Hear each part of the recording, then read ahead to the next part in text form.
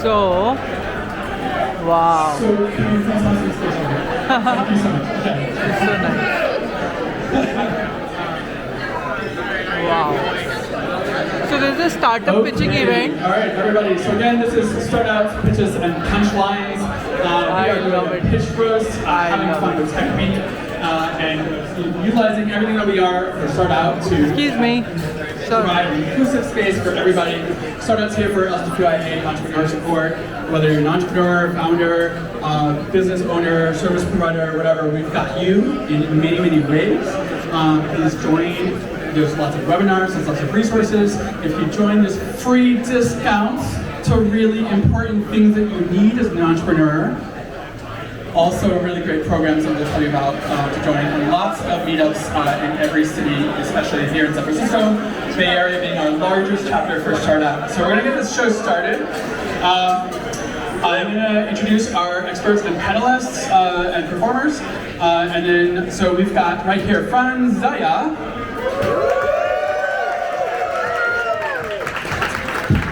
Our beloved Elsa Touche.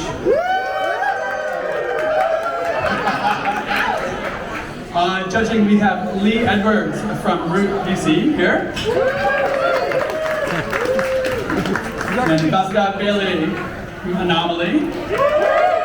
Whoa. Herman Flowers the second from Startups as well.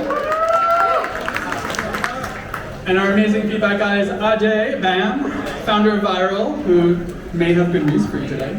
And he's got us. We may also have Laura Berghauser might join us late. She's the CEO of Descript, and she's a badass woman as well. I want to shout out a big thanks to Detour for having us. Got Sean and Joe and Tiffany, who's somewhere invisible, and Joelle and TC and one person, I didn't catch their name. They've been extremely accommodating and helpful.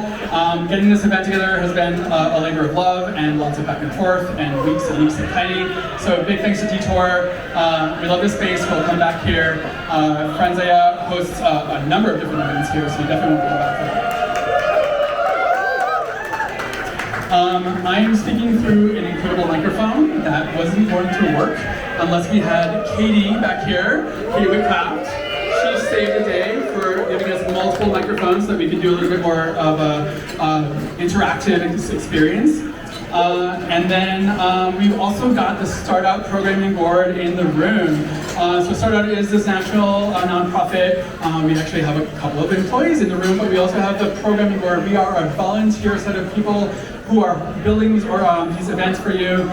So we've got Dawn in the room, Catherine, Julia, Kati, I saw walking the door, Shankar, and I'm sure I'm missing someone. This is what happens when you're I can't forget a name. Julia. And please, and Sky. Please come find us if you want to talk more about Startups. If you want to join or participate, if you want to join us and help us organize these really cool events. You get to meet a lot of cool people. Okay. So I'm going to kick it off to Elsa and Fran to kind of set the stage. I have a bit of a background. Before I started dressing up like a prostitution clown as a job, I actually worked in the tech industry for many years. I worked at a little website. Has anyone ever heard of restinpeacetwitter.com? I know. And then an evil man came along and you know what happened. But you know, everything's going fine for me. Now I've embraced drag, and I've got a new career going. Yes. And now I probably shouldn't be saying this, but I'm actually working on an audition tape for a little reality show. You can probably guess which one just by looking at me. Naked and Afraid. Catfish. As a cameraman. But, you know, I'm really excited to be here because I have such a connection to the tech industry, and I can't wait to vent, quite frankly, and let out some of that judgment that's been building up over all these years. What do you think? I agree. So here's how it's going to work. Each presenter will have 3 minutes to give us their pitch. We will be judging them, as will our esteemed panel of judges. And so, darlings, so my dear precious nerds and techies, will you. You will be voting at the end of the presentations for our Mixed Congeniality Award, the winner of which gets $1 million. No, what do they get? A drink. A drink? Even better. In this economy? Come on. So I'm super excited, so please pay attention to the presenters. Your attention will give them courage. It's not easy, it's not easy. I mean, it's easy for me because I can't tell the difference between bad attention and good attention, and that's why I'm a very successful local drag queen. Successful on a small scale, like 7 miles by 7. You know, I'm not like RuPaul's Drag Race famous, but you all are not really working with RuPaul's Drag Race kind of money. So here's me and friend. Yet, I have a feeling there is some opportunity for some seed capital, some seed money in the room, maybe, who knows? I love seed money. All right, are we ready to get into it? Are we ready for some pitches? Yay! I know I am. Who is first? We've got Rachel. Oh, there we go. Pride for Inside Out. Okay, cool. So I'm gonna give you the microphone and the clicker. Feel free to start any time. We went from 3 mics to 2, so have fun. Give it up for PhotoStacks! Thank you. Hey guys. Hey! Hey, so I'm Jonathan, co-founder of PhotoStacks, where we're building the future of photography. Whoa! We've got a handheld instant printer and AI-powered app that turns your phone into an instant printer that can print 3D and motion photos. Kind of like what you see up on the screen. And here's a 3D one for reference, for y'all. Wow. And here's a motion one, so you'll like it too. This is not a picture of me. I would have liked that better, but that's okay. Not yet. Minus 10 points.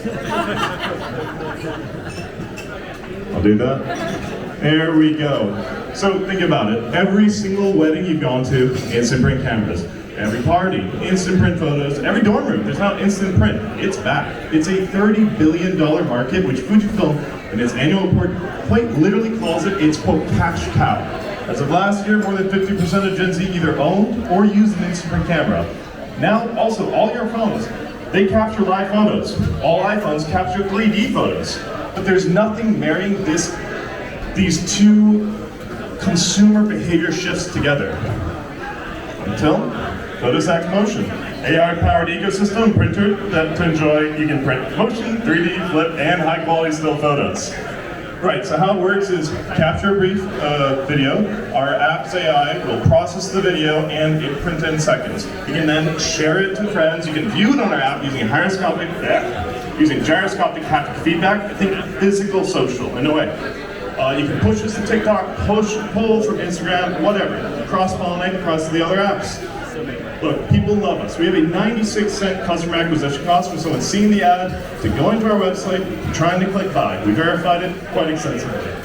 We've got signed letter of potential selfridges. We've been approached by Dragon's Den to appear on there. There's a lot. We got retail partners. I gotta go fast. Our app is high physical, so opposite of doom scroll. You physically have to move it. You physically have to rotate it. It all boils down to the more digital, the more physical we want things. And look, we're going for it.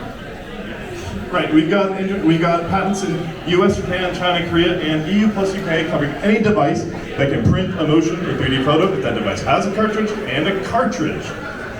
We also enable everyone to actually visualize 3D. So you see that? You don't need the headset.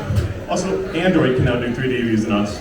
So we're at the intersection of instant print, of social media, of XR.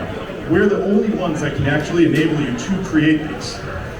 Right. It's a high margin repeat revenue. So we've got 77% profit margin on the printer, 91% profit margin on the cartridges, putting us at 1.4 billion in 3 years, which is a lot.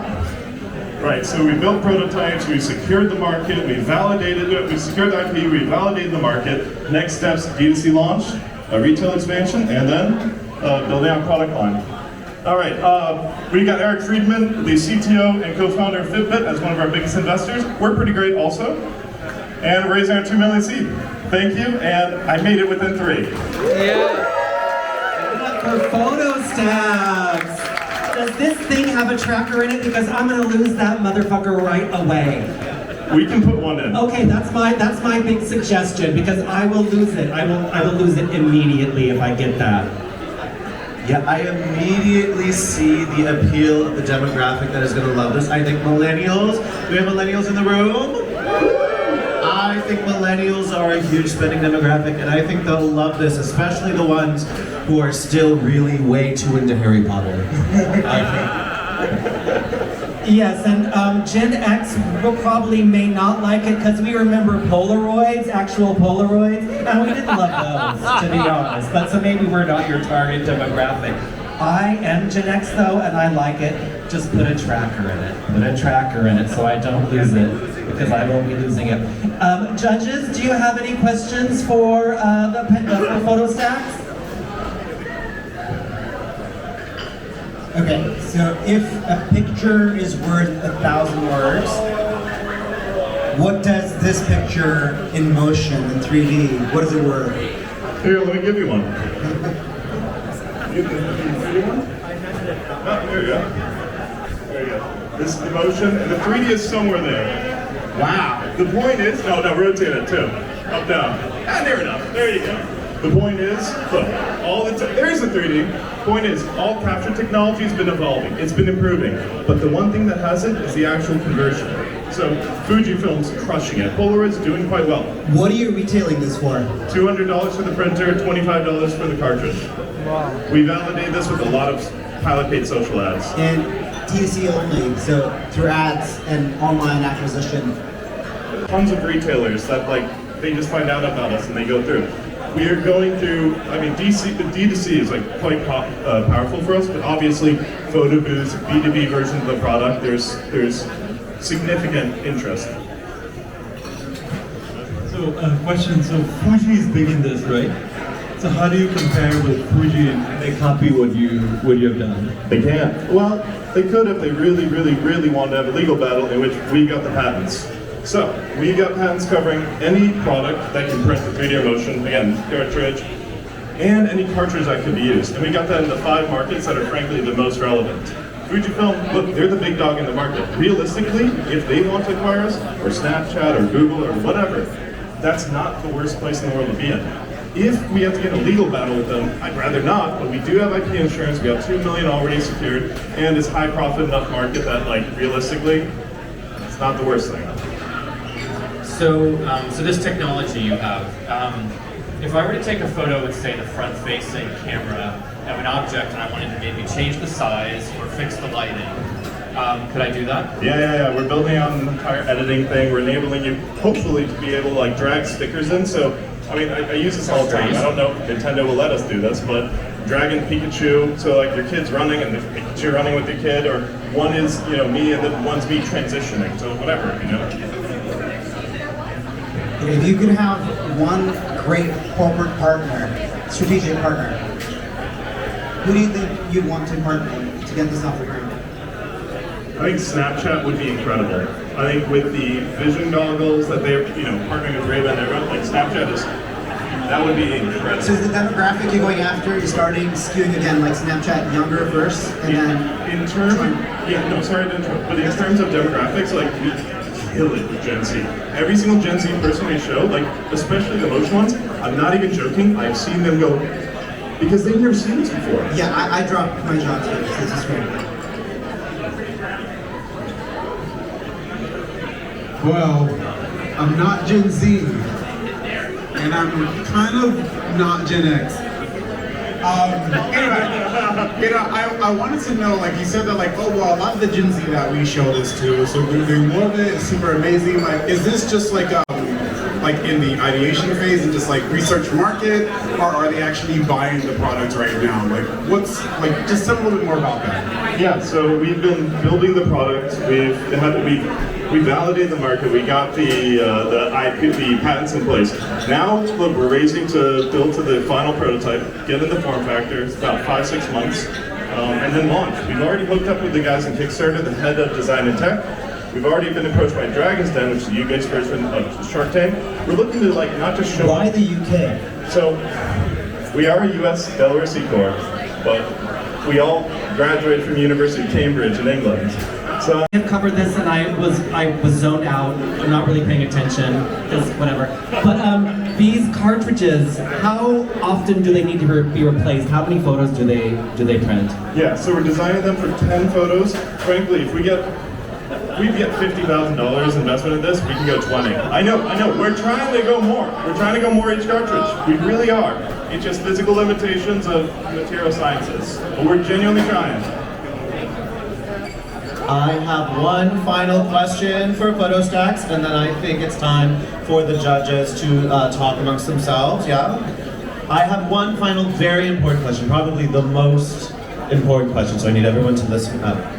This is a photo sharing application situation, right? This is a room of LGBTQ people. When it comes to content moderation, will PhotoStacks allow gay guy mirror selfies? Very much so. Yes! You 100% seed fund. Yay!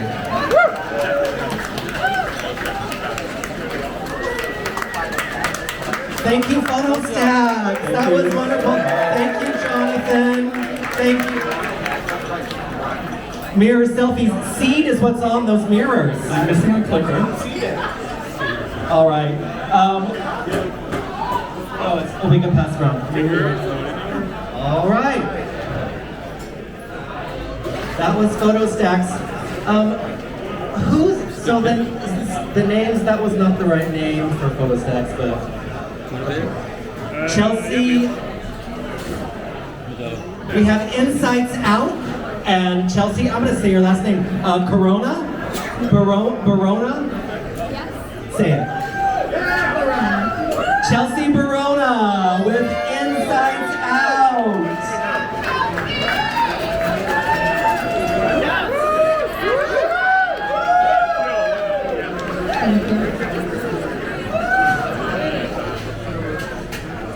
Hello, queens. Hello! And peasants. I'm Chelsea Verona, and we're building Insights Out, an AI therapy companion that turns insights into lasting growth. People forget up to 80% of what they process in therapy. How many of us are in therapy? Woo! So we've been there. But I'm not. Yep, fair.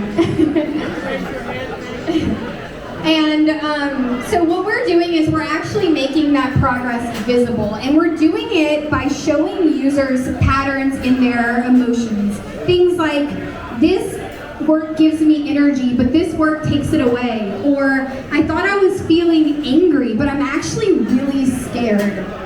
And when people are able to just visualize their emotions, even witnessing that growth allows us to continue moving forward. The market is here. The market is huge. We're already seeing ChatGPT being used for emotional and mental health support. And so this is this is part of why I wanted to be a part of this next wave of mental health tech. We're building with users, with experts, and with the people that this impacts most to ensure that it's supportive and not just extractive.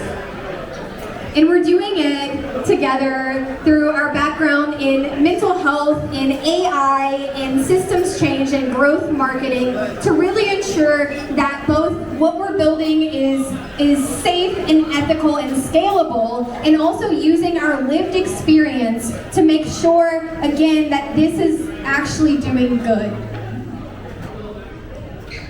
And most importantly, we're not replacing therapy. We're trying to help it stick. Insights Out is built for that continuity between and beyond sessions. And we're building with a community-led approach.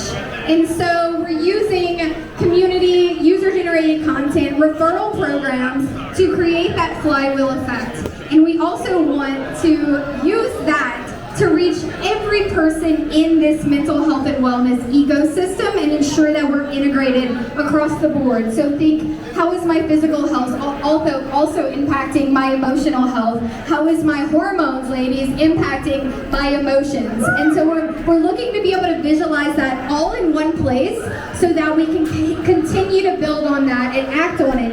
And when we get to that place where the depression is really loud and we feel like we've already set ourselves back with all the work we've done, we know we have that validation that we have not, that we've done this before and we can do it again. Thank you. And so what we're doing is we're giving users the ability to edit their emotions so that we're building a data set that actually is in tune with human beings. And we want to be the leaders in how do we analyze things like AI to make sure that it's making an impact and doing more harm. Doing more good than harm. And right now, we are looking for investors, partners, angels, and people like you to help us get there. So please join us.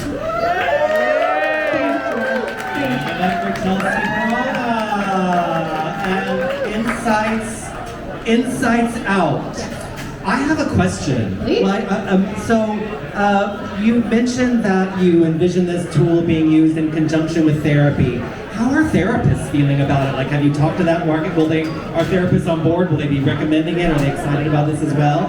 Yes, and so I also have a background in therapy myself, so I'm working with my network of therapists. My co-founder's a coach, so we're seeing across the board that both therapists, coaches, and everyone in this emotional wellness space are so excited to be able to have that access to their clients in the in-between spaces and ensure that when they come to that next session, instead of just going through our day like we often do because, oh my gosh, I've just dealt with all of these things that just happened, we're actually able to, so we're building in tools where users can share this with their therapists and other wellness practitioners so that they have access to those insights, and it enriches those sessions.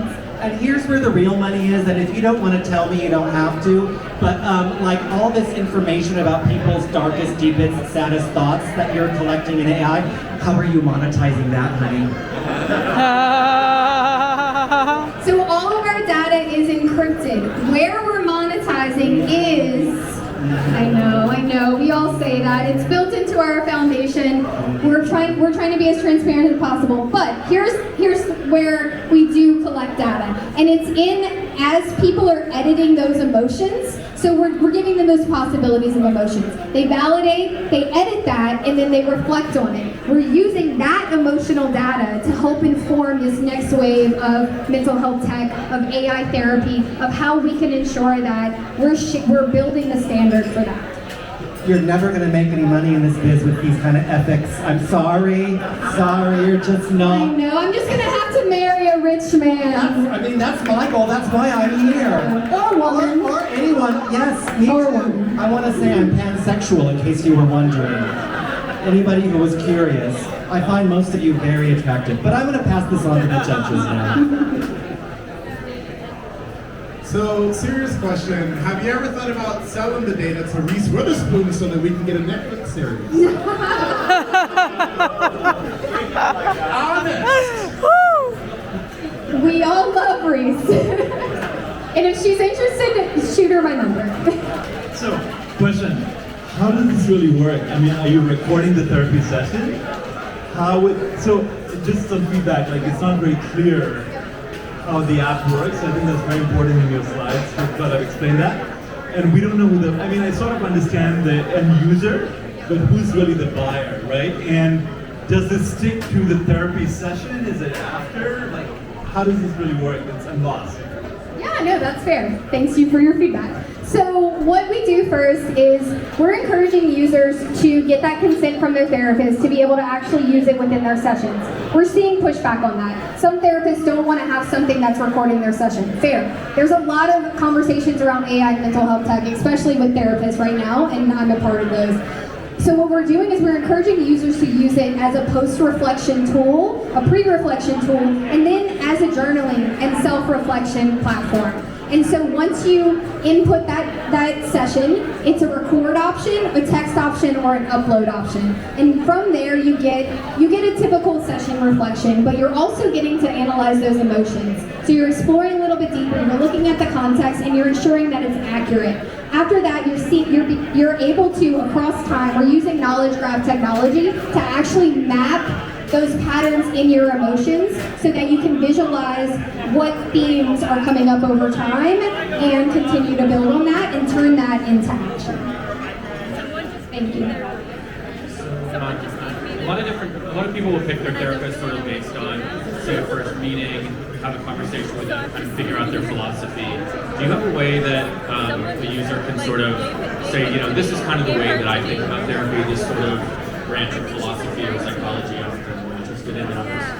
Yes, absolutely. So the idea being that as we continue to build this, we're training the model to also be more personalized, and we have those therapeutic foundations built in, and we're going to work with all of the different modalities to ensure that as we build in more what we're calling micro coaching, we're allowing it to be able to account for what are those modalities. But more than that, we're hoping that, because a lot of people don't even know that yet, so we're hoping that when people are looking for therapists, they can use the insights that they're getting from this app to actually help them find a therapist and not start from scratch when they get there as well.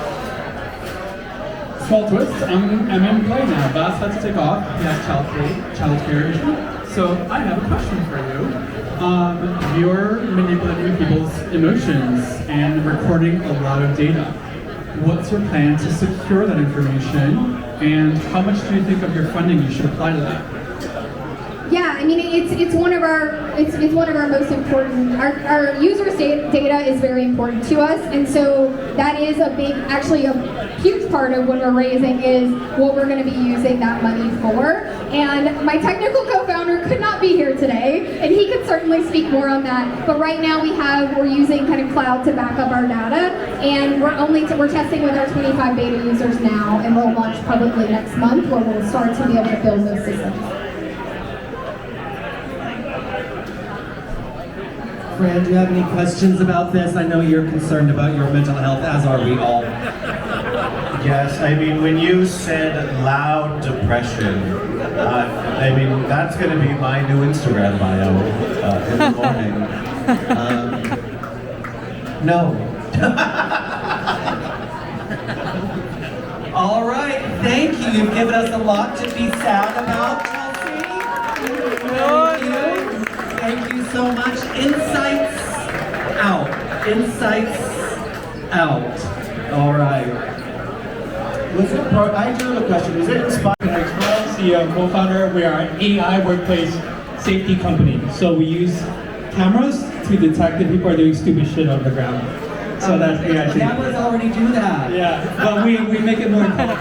Oh, intelligence. Oh, okay. So the cost, $240 billion annually, 240 million workplace, 2.3 million fatalities. Big problem, very annoying for companies. Why? Because safety today is hard to track and not preventative. Everything is done manually. So safety tracking, imagine 500 people on the ground, 24/7 operation, that's done by eye. So about 5% accuracy, huge scale. Hard to monitor, 1 to 200 health and safety employee to worker, and not preventative. Limited road time notifications to stop accidents. So how we stop this is we connect to existing camera infrastructure, the existing camera, and then we provide 24/7 safety detection, instant risk notification, IoT integration, analytics, and reporting. So we work with many large manufacturing companies in the world. We have 6 kind of micro categories of detections that we can plug and play, ranging from PPE detection, like people wearing their safety glasses, their reflective vests, to air control, making sure people are not close to robots when they're moving. Behavioral safety, making sure like lone workers are, if they're on the ground for 10 minutes, we're detecting them, so they'll be saved. Facility control, making sure vehicles are going in properly. Housekeeping, making sure roads are clean. And vehicle control, making sure like forklifts are not hitting people. So one of our unique tech is our spatial engine. We translate to the CCTV images into 3D spatial data. So this itself is very good for like regular patterns for our things like height detection, right? How do you know if somebody's working on height? CNN, convolutional object detection today, like very normal. They're not able to quantify this. So our RGB to depth is able to figure this out and know if somebody's working on height. And after that, near miss as well, very important. You can see like the trajectory of vehicles basically going to hit people at this speed as well. So very good for accident prevention. And then this one is the kind of use case is quite new. A logistics center, if a vendor is staying too long, we can know if they're staying too long. We charge in our enterprise waterfall SaaS category ranging from 30 to 50K a year per facility, and usually we sell globally to companies. Some of our customers include Colgate, IFF, Haleon, ABB, Bosch, working regionally and globally as well with a lot of pipeline. Currently we're in 10 countries. We're looking to expand to much more, and we're raising about $4 million US. In terms of the team, I forgot about myself. The team, I come from a background in geospatial consulting, so dealt along with geospatial data, Nicolo, MBA on the business side, and Thomas on the AI ML engineering side. Yeah, our competitors raise a shitload of money as well, and we're beating them. So. All right, KinetixPro. I have a question. I really enjoy on YouTube, those workplace accident mishap videos, when a forklift runs into shelving and knocks them all over. Is this going to take a bite out of that? Yeah, sorry. I don't know if I'm for it. Well, on the flip side, I as a drag queen, working drag queen, I immediately see the value because I feel like we could identify whenever there's audience members who have not yet tipped me. And then I can find them in the crowd. You can find them audience members who have not yet tipped me. I think we can identify them and let them know. And what can I say? I love surveillance. I think it's fabulous. What about you? I do like being watched, but I think that's not what you're asking, so I'm gonna hand it over to the judges panel.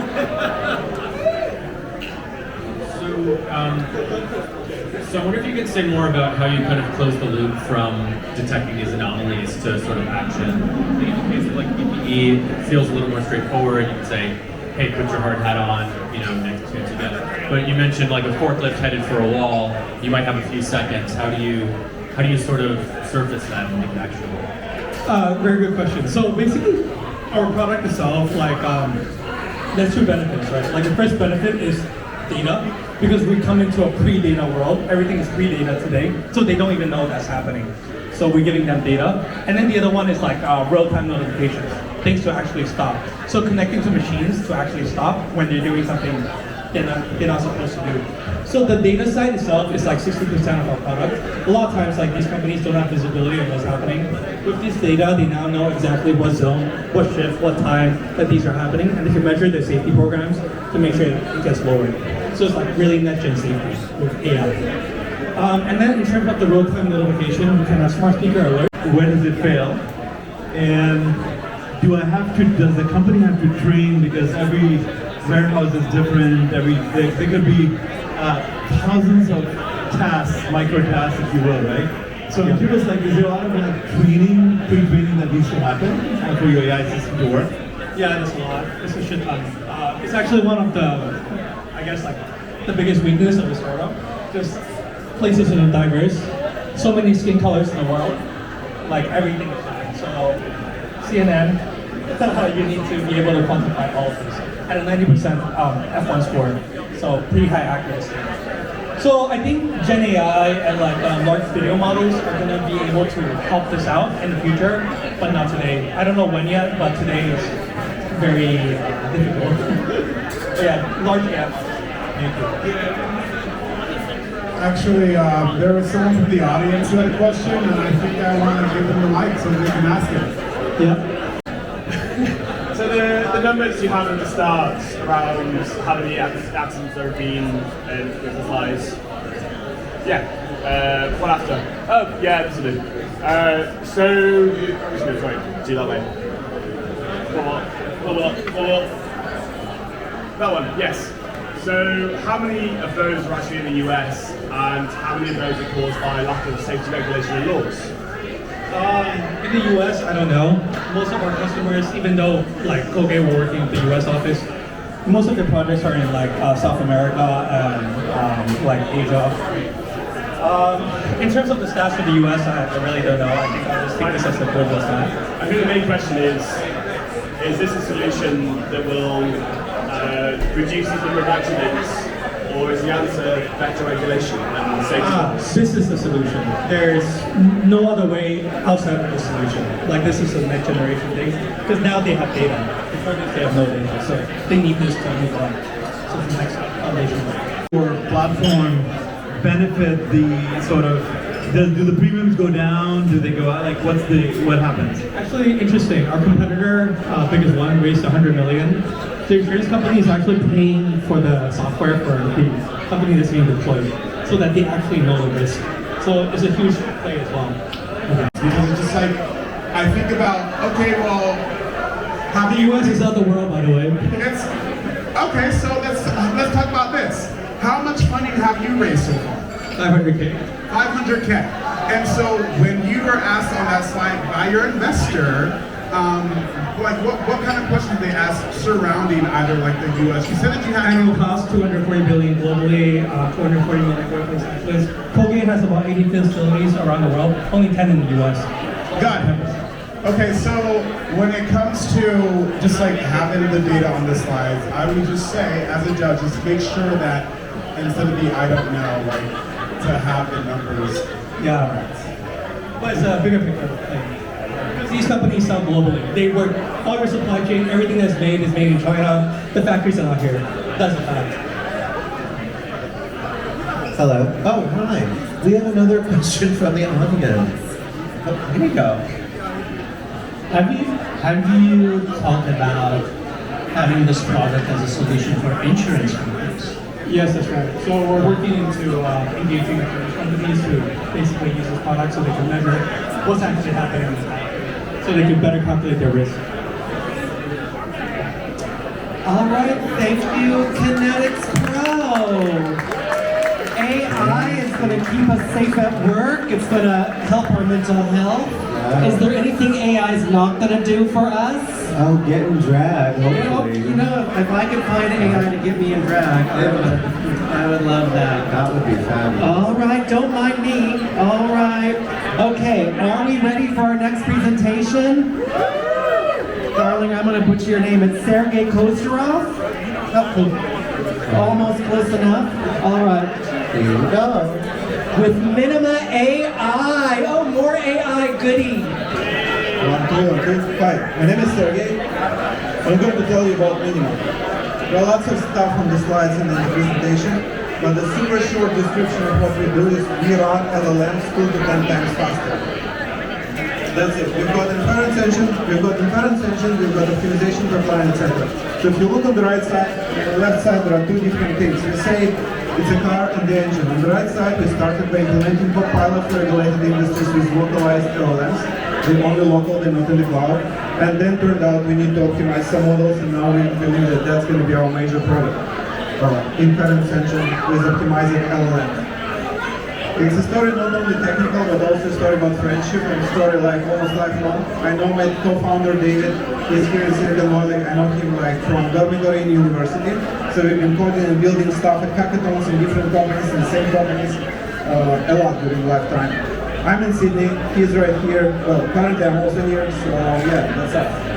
And yeah, basically GPUs are getting more expensive, AI API tokens consumption grows a lot, and the solutions to that, and also many companies don't want to flush their data into the cloud. So the solution to that is either to trust someone or buy a lot of GPUs or use off-the-shelf like inference engines, which are free, but they will not support locally agentic frameworks because of the context window problem and because of the memory consumption, like the size. So yeah, basically we work directly with your data on your hardware. So think about it like a agentic copilot that's something we started to sell, and then we figured out, okay, we better sell platforms.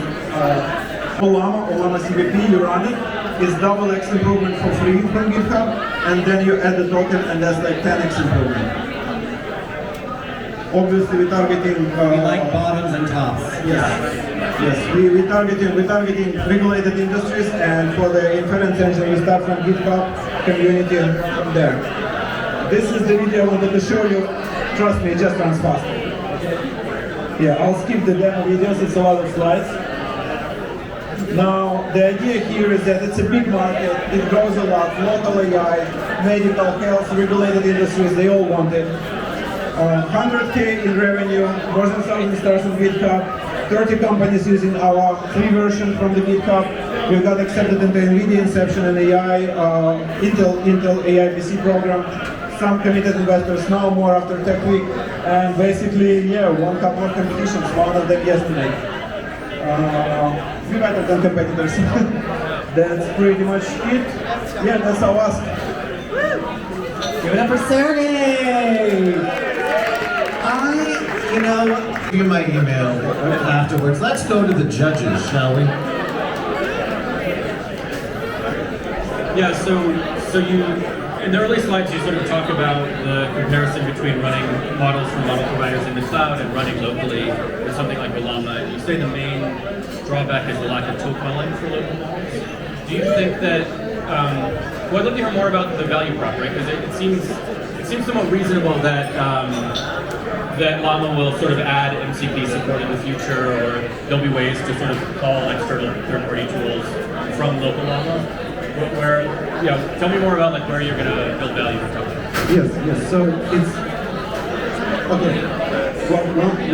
Sorry to ask a real question. Yeah. No, it's good. So we've got the AI, right? Then there is an LLM. When you run LLM, you throw it in input, it gives you an output.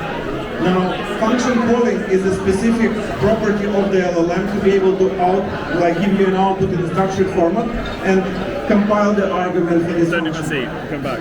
No. It doesn't matter which models currently supported, which don't, but realistically, only bigger models support it, that's A, and B, even if your model, you turned out to be, really successful, and you got a small model, which supports function calling really gracefully, there's the question.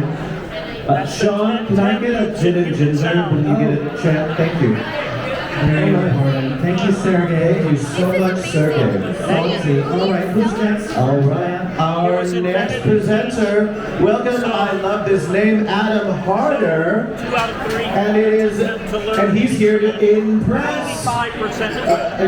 And you ran that through a few. So absolutely, we were building individual products for a while, and we had a pivot about 6 months ago and realized it's a last one, guys. Let's go. Let's send this thing home, in my life, but it's a platform.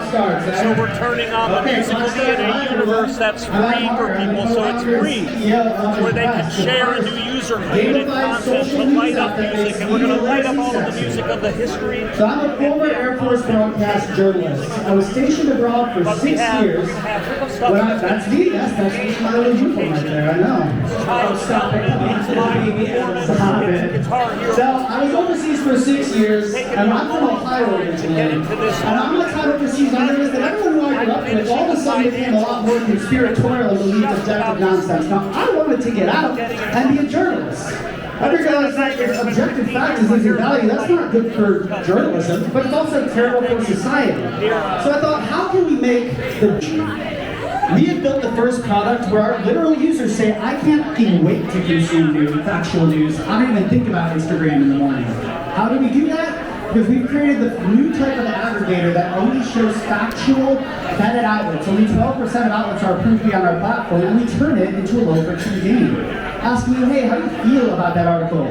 How important is it? How interesting is it to you? Are we lower friction with our AI summaries? And all of this input on factual journalism feeds two flywheels that apparently one of which isn't showing on the slide. That's great. Anyway, basically, one of those flywheel pieces is like Strava Duolingo for media literacy.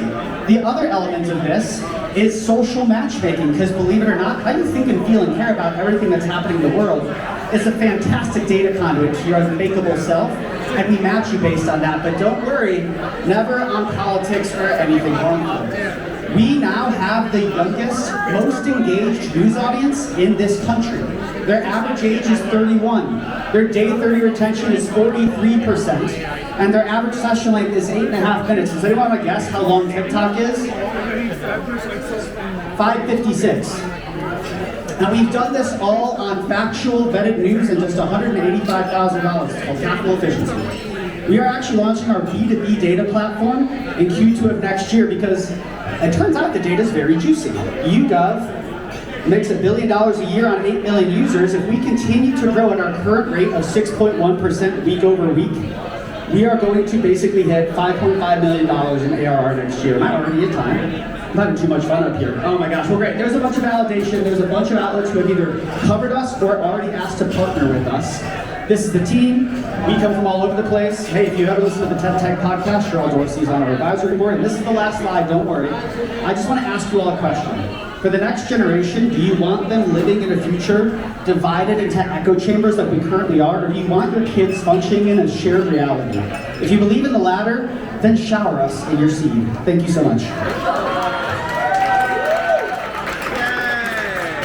Thank you. I love you. I appreciate you. I think you're 12 years too late, but thank you for the effort. All right, I'm going to hand this over to the judges. So what's the big differentiation? Like, can someone not just copy this? And just to, I mean, there've been a lot of apps. I think the last one that died was, I forget it was this flipping thing. You could, I blanked out on the company, and it was well funded, and then they closed. So I'm curious, like, what's. Let me answer your question through a quote from a recent New York Times reporter who covered us. And they're right about this. People come to impress for the games and the community. We just so happen to be Trojan horsing media literacy into them. On Impress, the news's value isn't just the information anymore, it's the personally rewarding outcomes. So our users aren't just news nerds, they're people trying to make friends. They're people trying to flex on their friends because they're smarter than them. And then we basically passively make people media literate. That's why it's different. So don't think of us like a news app, don't think of us like a dating app or a social app. We're a weird new category that I'm not even trying to make up a name for. And then we're actually just put the patent on. So another thing I should say, yes, of course we've IP'd this multiple ways already. The next patent we already have pending is our media literacy credit score. So, you know, when you wake up in the morning and your Equifax score is down 5 points, you're like, what the hell, I paid my bills on time. When you check it, you're personally invested in that. We've done that with media literacy and turned it into a viral game. You even get to see our gamification, but it has streaks, levels, leaderboards, badges to unlock, etc. And so is the business model advertising? Is that right? Eventually it will be, but basically that data, I'll be totally candid with you. If you asked that question a month ago, I probably told you our go-to-market is a little bit more on the B2C side, but it's not. We realized that, and this is, I'm giving the inside away because we protected this, so don't try it. But it's all because it's all factual vetted outlets that are functioning like a newspaper, so we don't just show you more of what we think you want to see. The data is extra explicit because it's from the same neutral point in a finite area. So if you want to know how, I don't know, a 29-year-old gay African-American man on the Lower East Side of Manhattan feels about consuming Red Dye #5 on Tuesdays, we have, how about Wednesdays? That's we always get asked that, to be fair. So, I know you're going to ask me for it, don't ask me for it. Thank you. So what is neutral point of view? What is objective? Phenomenal. So I'll give you my joking answer, but then I'll give you the real answer. Reality is apolitical. That's fact. What we do is we actually rely on the data. Have you ever heard of Ad Fontes Media? Maybe some of you have seen that media bias chart that goes viral sometimes. That's an entire nonprofit with an army of researchers. And basically what they do is they judge everything on reliability and factuality. So up the middle will be your Pew researchers, your Reuters, your APs. We don't show things like the Young Turks or Fox News. And a funny thing about this, besides the fact that it's the right thing to do for society to make facts addictive, more addictive than TikTok, is that it's also better for the data. Because if I show you water is wet, I show you water is wet, but there's too much because of Democrats, and you water is wet, but there's not enough because of Republicans, and I say, how does that make you feel, which is what we ask, we're going to get wildly different answers. So just do the right thing, show everyone the factual information, we all connect on a shared reality, and you get better data as a B2B customer. Any other questions?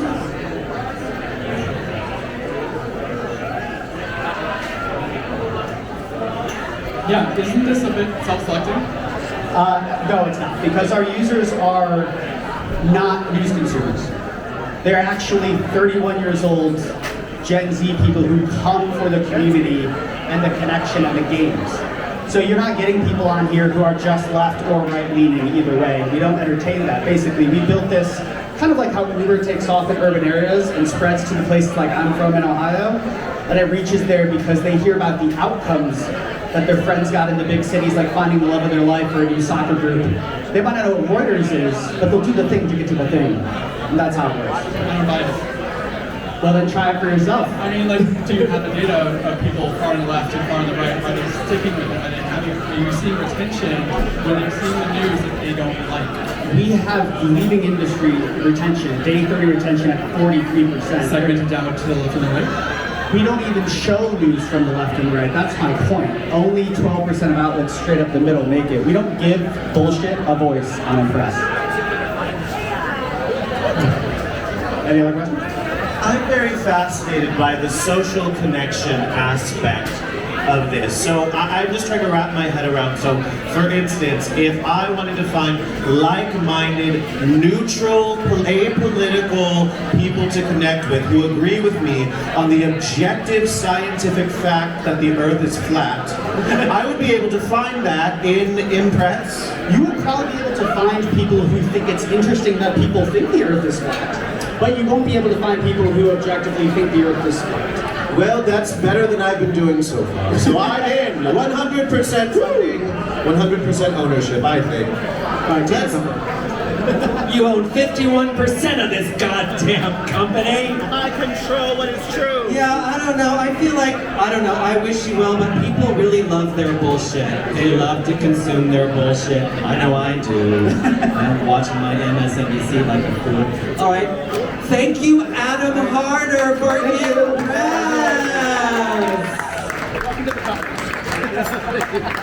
I just got a job offer. Oh gosh, I finally found my fellow flat earthers in Thank you. A little bit about me. So I'm from Asia, and 10 years living in London since 17, and moved back to Asia. I married my husband, that's why I ended up here.